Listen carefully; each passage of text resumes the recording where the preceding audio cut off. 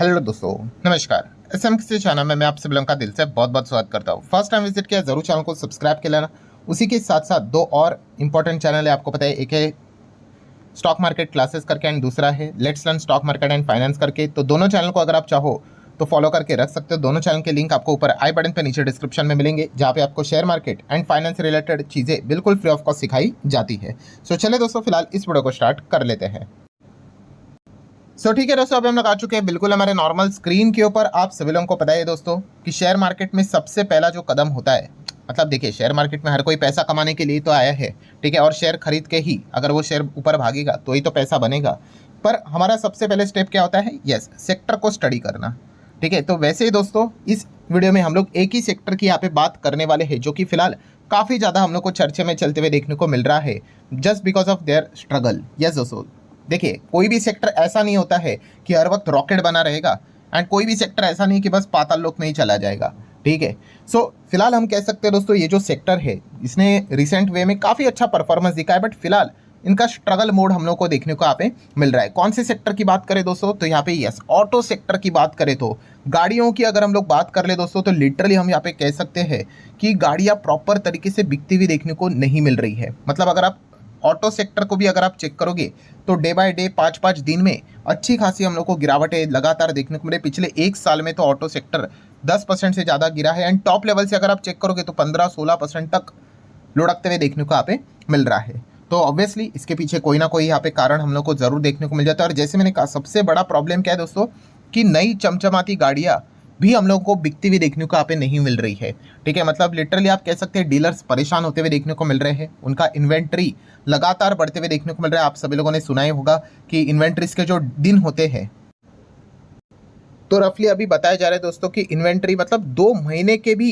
ऊपर हम लोग को जाते हुए देखने को मिल रहे हैं, मतलब more than 60 days.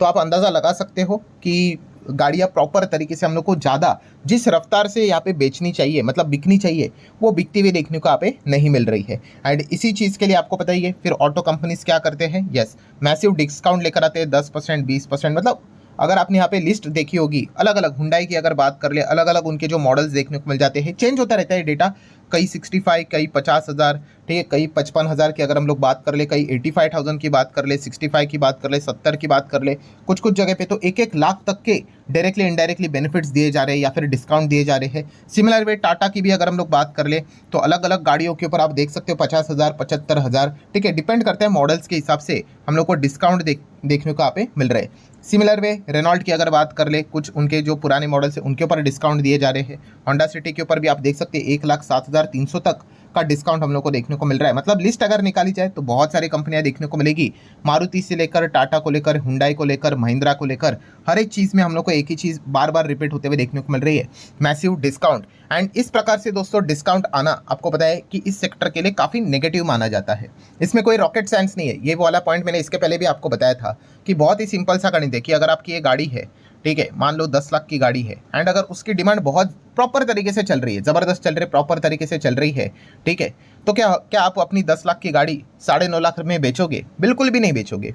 But yes, अगर डिमांड में दिक्कत है, गाड़ियाँ बिक नहीं रही है, जैसे कि अभी मैंने आपको बताया कि इन्वेंट्री 2-2 महीने के पार जाते हुए देखने को आप मिल रही है, तो क्या करना पड़ेगा आपको गाड़ी बेचने के लिए? फिर आपको क्या करना पड़ेगा?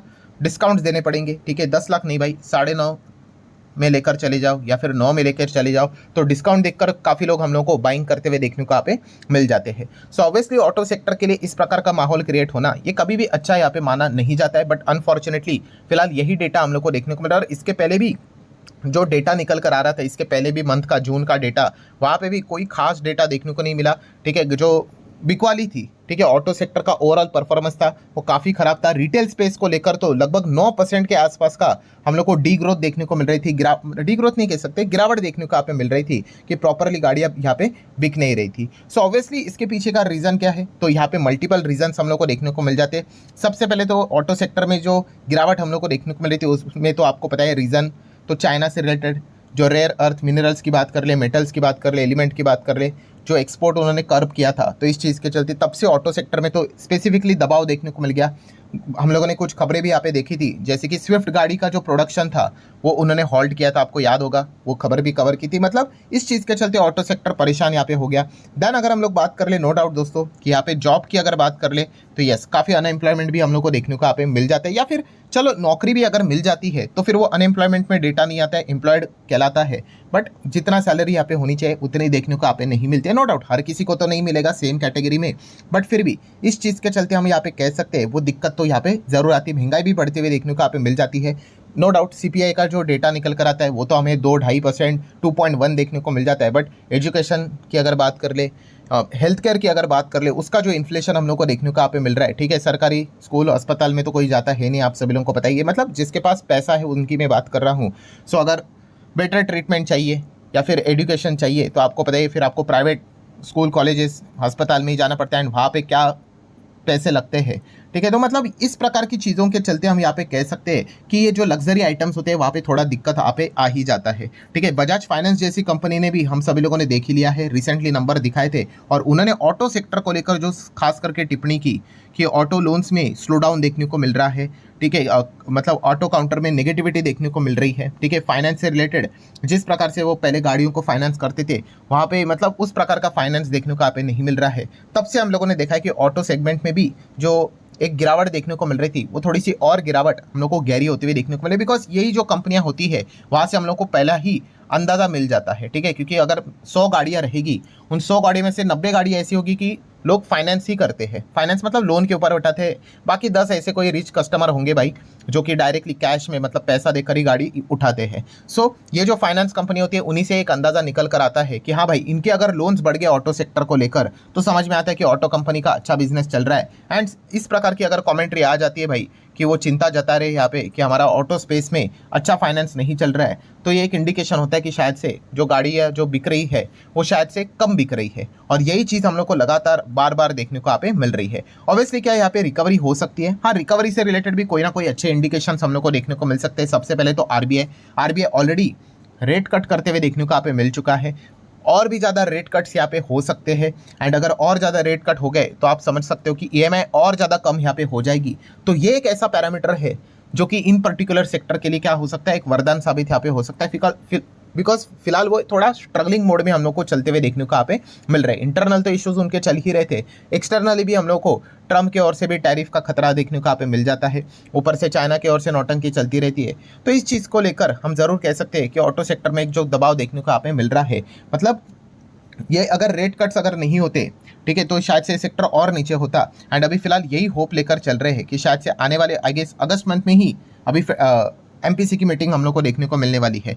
तो यहाँ पे एक्सपेक्ट किया जा रहा है कि एक और रेट कट आ जाएगा, ठीक है। होगा नहीं होगा लेट्स सी, बट ऐसा लग रहा है कि रेट कट हो जाएगा। एंड अगर ऐसा हुआ तो फिर हम कह सकते हैं कि इस प्रकार की जो कंपनियां होती है, ठीक है, तो उनके लिए एक अच्छा माहौल यहाँ पे बन जाता है। देन अगर हम बात कर ले दोस्तों, तो आप सभी लोगों को पता ही है इंडिया की सबसे बेस्ट पार्ट फेस्टिवल, मल्टीपल यहाँ पे हम लोग को फेस्टिवल देखने को यहाँ पे मिल जाते हैं। खास करके जो रक्षाबंधन हम लोग को देखने को यहाँ पे मिल जाता है, जो अभी आई गेस अगले ही मंथ में देखने को यहाँ पे मिल जाएगा, ठीक है। उसके बाद से जो फेस्टिवल स्टार्ट हो जाते हैं फिर रुकने का नाम ही नहीं होता है। सो ऐसे माहौल में हम सभी लोगों ने देखा है कि काफ़ी लोग गाड़ी खरीदना, घर खरीदना प्रेफर यहाँ पे करते हैं। तो हो सकता है कि वहाँ पे थोड़ी बहुत हम लोग को रिकवरी देखने को यहाँ पे मिल जाए।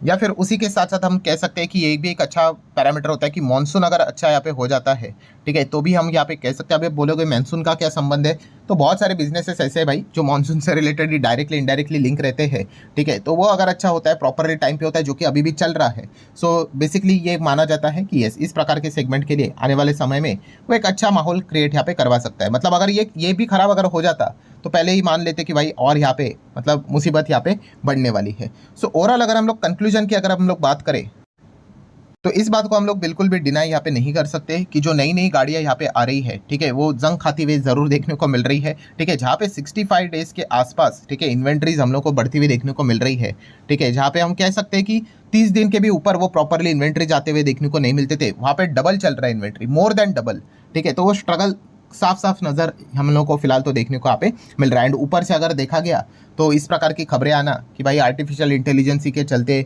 लोगों को जॉब से यहाँ पे निकाल रहे, तो हर किसी के मन में, खास करके टेक्नोलॉजी टेक सेगमेंट में काम करने वाले जो लोग हैं उनके मन में तो डर यहाँ पे बैठा ही रहता है, ठीक है। उनके अलावा भी बाकी जो लोग हैं, एक डर यहाँ पे रहता ही है कि कहीं कहीं ले ऑफ ने यहाँ पे आ जाए, ठीक है। तो इस चीज़ के चलते लोग क्या करते हैं, फिर इस प्रकार के जो प्लान्स होते हैं वो पोस्टपोन करते हुए देखने को यहाँ पे मिल जाते हैं। इस चीज़ को भी हम लोग यहाँ पे नकार नहीं कर सकते। एंड रिसेंटली अगर हम लोग बात कर ले तो TCS में जो हुआ है उसके बाद हर कोई थोड़ा बहुत और सावधान होते हुए देखने को मिल रहा है। सो ठीक है दोस्तों, लेट्स सी अभी जुलाई मंथ का आंकड़ा सामने आएगा, आपको पता ही है। देख लेते हैं अभी जुलाई मंथ में गाड़ियाँ कितनी यहाँ पे बिकी है। जून में तो डेटा काफ़ी पुअर था, प्रे करेंगे जुलाई में शायद से यहाँ पे अच्छा आ जाए। एंड अगर अच्छा आ जाता है तो हम कह सकते हैं कि जो गिरावट चल रही है थोड़ी सी, तो उसमें रुकावट यहाँ पे हो सकती है। सो वैसे आपको क्या लगता है दोस्तों कि गाड़ी यहाँ पे ज़्यादा क्यों नहीं बेची जा रही है? इसका भी रीज़न आप चाहो तो कमेंट सेक्शन में बता सकते हैं। हाँ, मुझे पता है काफ़ी लोग कहेंगे टैक्स के चलते। भाई टैक्स तो पहले से ही ज़्यादा था, ठीक है, वो तो आगे भी हम लोग को देखने को यहाँ पे मिल जाएगा। बट इसके अलावा भी और भी मल्टीपल रीजंस देखने को यहाँ पे मिल जाते हैं। आप चाहो तो उसको भी शेयर कर सकते हो। चलिए मिलते हैं अगले वीडियो में, तब तक के लिए बाय बाय।